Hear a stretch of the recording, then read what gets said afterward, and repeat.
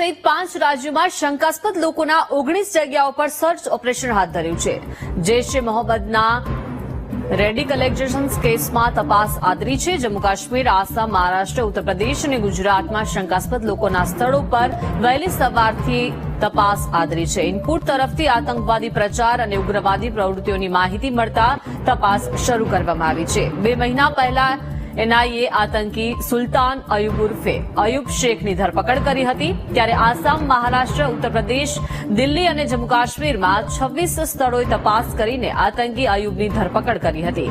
આતંકી કાવતરાના કેસમાં ભૂમિકાને કારણે આરોપીની ધરપકડ કરવામાં આવી છે।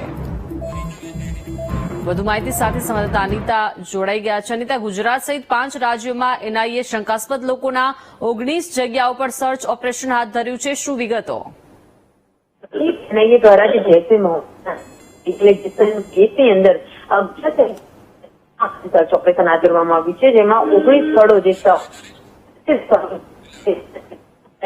ની જે એક્ટિવિટી છે તે ચાલી રહી હોવાની માહિતી મળી હતી। જે મામલે જે આતંકવાદી પ્રચાર અને ઉગ્ર પ્રવૃત્તિઓને એનઆઈને મળતા હાલ સવારથી જમ્મુ કાશ્મીર, આસામ પ્રદેશ અને ગુજરાતના શંકાસ્પદ સ્થળોએ વહેલી સવારથી એનઆઈએ દ્વારા અગાઉ 2 મહિના પહેલા પણ જે એનઆઈએ આ સર્ચ કર્યું હતું।